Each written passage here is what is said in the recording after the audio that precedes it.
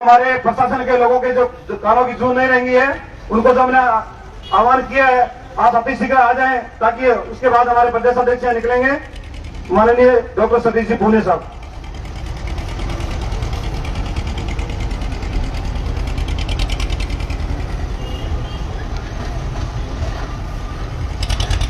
आपके सिर के ऊपर बहुत गर्मी है। 47-48 डिग्री की तापमान की गर्मी आपके ऊपर है। आप थोड़ी छाया में बैठे हो,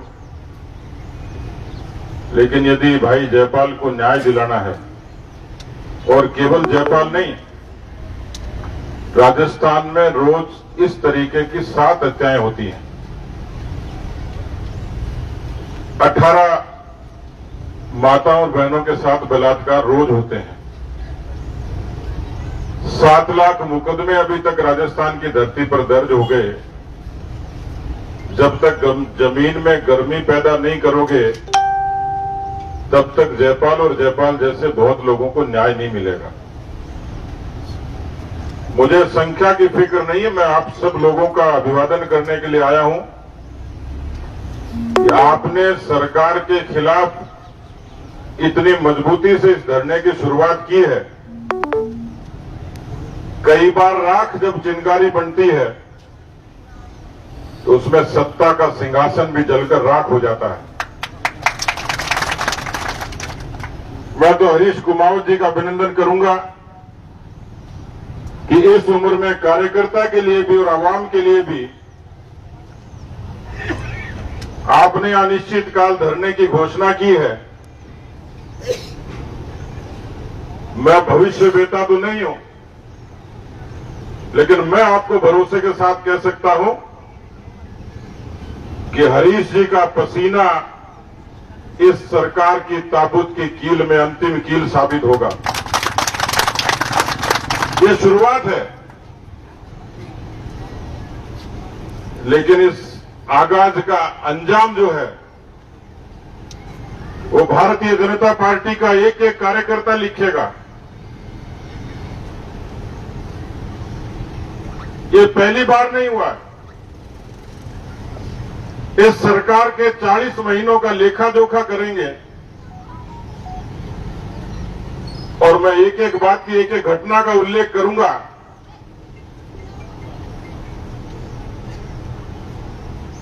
तो आपके मन में सहानुभूति भी पैदा होगी, आक्रोश भी पैदा होगा। और मैं यदि ये कहूं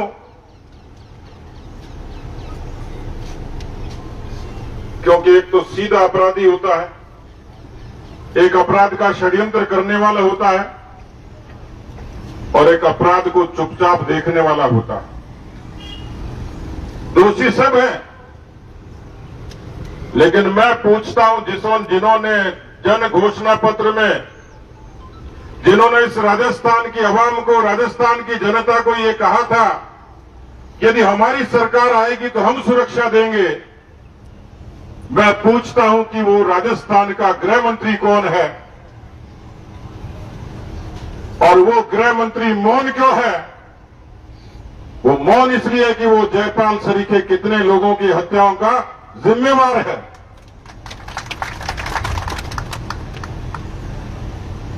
जिन किसानों को कर्जा माफी का वायदा किया था, ऐसे असंख्य किसान राजस्थान के 60 लाख 1,20,000 करोड़ का कर्जा जयपाल को तो बदमाशों ने मारा, लेकिन श्री गंगानगर के, रायसिंह नगर के ठाकरी गांव का सोनलाल कडेल, जिसने आत्महत्या करते हुए लाइव वीडियो जारी किया, उन्होंने कहा कि मैं इनके भुलावे के कारण, इनके भ्रम के कारण, छलावे के कारण मैं आत्महत्या कर रहा हूं और मेरी आत्महत्या का दोषी राजस्थान का मुख्यमंत्री है। मैं झूठ नहीं बोल रहा हूं, पब्लिक डोमेन में उसका वीडियो है लाइव। इसकी चर्चा हमने सदन में भी की और सड़क पर भी करते हैं। राजस्थान के वो 9,000 किसान जिनकी जमीनें लुट गई, नीलाम हो गई, दर्जनों किसानों ने आत्महत्याएं कर ली। एम्बुलेंस के बाहर भूख से बिलबिलाती एक पीड़िता रोटी मांग रही थी, उसको रोटी नहीं मिली, उसकी असमत लूट ली गई। ऐसी राजस्थान की एक साल की 6,337 हमारी उम्र बहन बेटियां इसी अशोक गहलोत से, इसी मुख्यमंत्री से, इसी गृह मंत्री से जवाब मांगती हैं। और इसलिए कार्यकर्ता साथियों, नवा की जनताओं, 5 साल में तो वोट का राज बदलता है। 5 साल में तो वोट का राज बदलता है।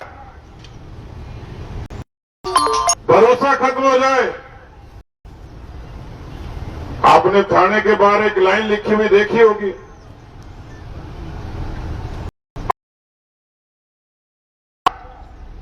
ये क्या साबित करती है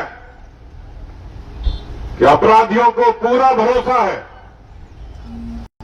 और आम जनता इतनी भयभीत है कि किसी पीड़ित को न्याय दिलाने के लिए घर से बाहर निकलने में भी उसको डर लगता है। उसको डरा दिया जाता है, उसको मजबूर किया जाता है। लेकिन मजबूरी ज्यादा दिन नहीं चलती, डर ज्यादा दिन नहीं चलता।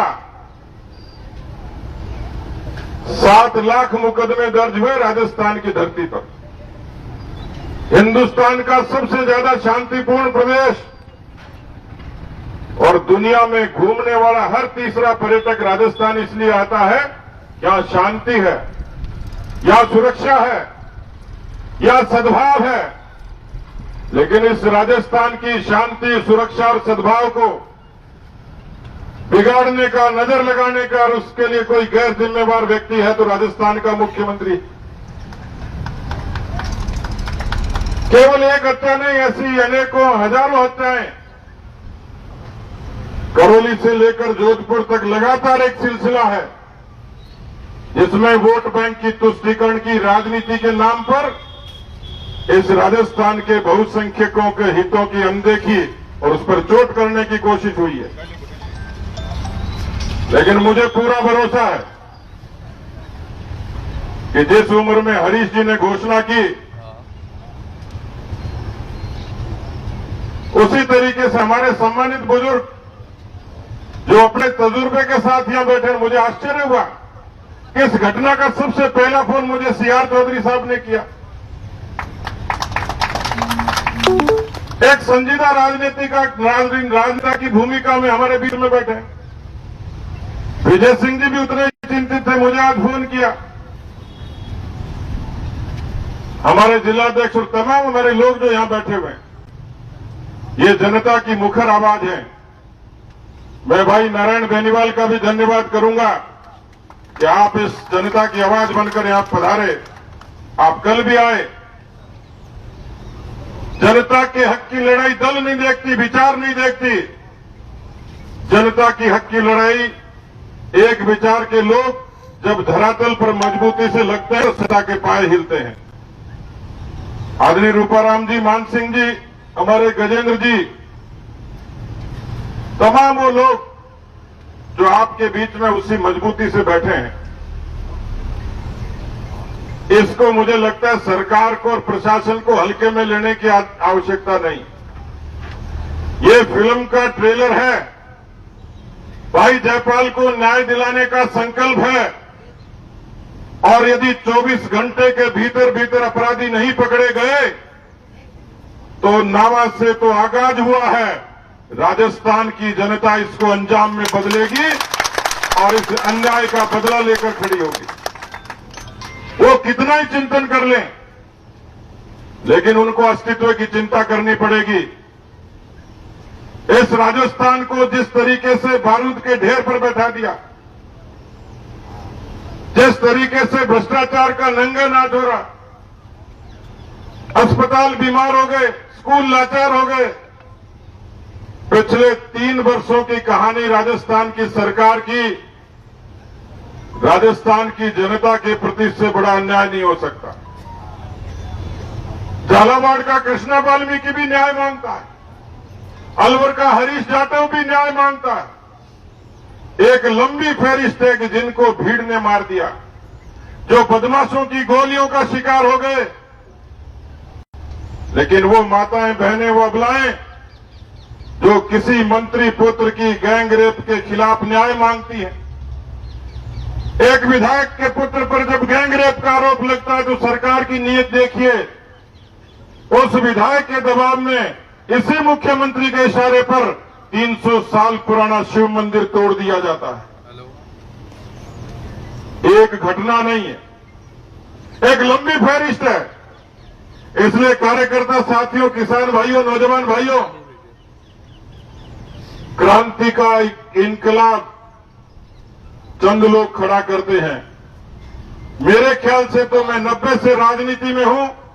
राजस्थान में इस तरीके की अराजक, अकर्मण्य, भ्रष्ट, नकारा और निकम्मी सरकार मैंने नहीं देखी। इन 3 वर्षों में वो नौजवान न्याय मांगते। 70 लाख बच्चों ने परीक्षा दी। मुख्यमंत्री सदन में 1 लाख नौकरियां गिनाते हैं। ये नहीं बताया कि वो 69 लाख लोग कहां जाएंगे। उन मां बाप के सपनों का क्या होगा। कई बच्चे अवसाद में चले गए, डिप्रेशन में चले गए। राजस्थान के कोने कोने में जिस तरीके से रीट में चीट हुई और इनके मंत्री, विधायक और इनके अधिकारी नंगे हो गए पब्लिक के, जनता की अदालत में। एक एक गांव से बच्चों ने, उनके मां बाप ने पेट काटकर किस तरीके से पर्चा खरीदा होगा, कितना परिश्रम किया होगा, कितनी कोचिंग की होगी। 1000 करोड़ से भी ज्यादा रुपए का लेन देन हुआ। कांग्रेस पार्टी का मैं चिंतन शिविर का एजेंडा पढ़ रहा था। उस एजेंडा में लिखा है अभी भी कि हम राजीव गांधी स्टडी सर्किल को मजबूत करेंगे। मेरी बात पर गौर करना। कांग्रेस पार्टी के चिंतन शिविर में सोनिया जी आई, प्रियंका जी आए, राहुल जी आए। आना तो उनको भाई जयपाल के परिवार के आंसू पोंछने आना चाहिए था। उस कृष्णा वाल्मीकि और हरीश जाटव के आंसू पोंछने आना चाहिए था। जिस अबला की अस्मत लूटी, निर्भया की, थानागाजी की, गैंगरेप की, अलवर की निर्भया की, उनके आंसू पोंछने आना चाहिए था। लेकिन वो तो चिंतन कर रहे थे, पर चिंतन से ज्यादा चिंता थी और चिंता से ज्यादा वो चिता थी कांग्रेस पार्टी की, जो सिद्धांत और व्यवहार से हिंदुस्तान की धरती से नकार दी गई और 2023 में राजस्थान से भी नकार दी जाएगी। लेकिन उस चिंतन का एजेंडा देख रहा था कि हम राजीव गांधी स्टडी सर्किल को मजबूत करेंगे। गौर से सुनना मेरी बात को कि विद्यार्थियों का पर्चा लीक होने का कोई संगठन उसमें पूरे संगठित तरीके से गिरोह के रूप में लगा हुआ था। वो राजीव गांधी स्टडी सर्किल था और उस राजीव गांधी स्टडी सर्किल की पैटर्न श्रीमती सोनिया गांधी है, उसके संरक्षक मुख्यमंत्री अशोक गहलोत हैं और उसके चेयरपर्सन मंत्री सुभाष गर्ग हैं। इन किसानों के बच्चों ने जो रीट की परीक्षा दी थी, इस उम्मीद के साथ दी थी कि मेरे बच्चों को नौकरी लगेगी, मैं उस अभाव से लड़ पाऊंगा। और इसलिए उनियारा के लोकेश मीणा ने उसी डिप्रेशन में आत्महत्या कर ली। ये पूरे राजस्थान की वानगी है। किसान सरदारों, नौजवान भाइयों, मैं आपसे गुजारिश करना चाहता हूं कि राम मनोहर लोहिया जी की उस बात को गौर करिएगा। इसलिए क्रांतियों का आगाज धरती पर ही होता है और जिंदा कौमें 5 साल इंतजार नहीं करती। किसानों की कर्जा माफी से लेकर इस तरीके के नामा की सड़क से लेकर पूरे राजस्थान की धरती पर जवाब मांगने के लिए किसान और नौजवान जिस दिन उठ खड़ा होगा, वो उस दिन इस सरकार का अंतिम। धन्यवाद देता हूं कि आप सब लोग इतनी भीषण गर्मी में एक निर्दोष भाई को न्याय दिलाने के लिए आए हो, उसके परिवार के साथ पूरी मजबूती से खड़ी है और न्याय दिलाने की अंतिम लड़ाई तक उसके साथ खड़ी रहेगी। भरोसा और विश्वास मैं आपको देता हूं। धरती पर पैदा होगी और जयपाल को न्याय को विनम्र श्रद्धांजलि भी देता हूं और तमाम हमारे यहां पर इस धरने पर बैठे उन नेताओं के प्रति सम्मान भी व्यक्त करता हूं, उनका अभिनंदन भी करता हूं कि न्याय और हक की लड़ाई में बहुत बहुत धन्यवाद। कार्यकर्ताओं का जो मनोबल बढ़े है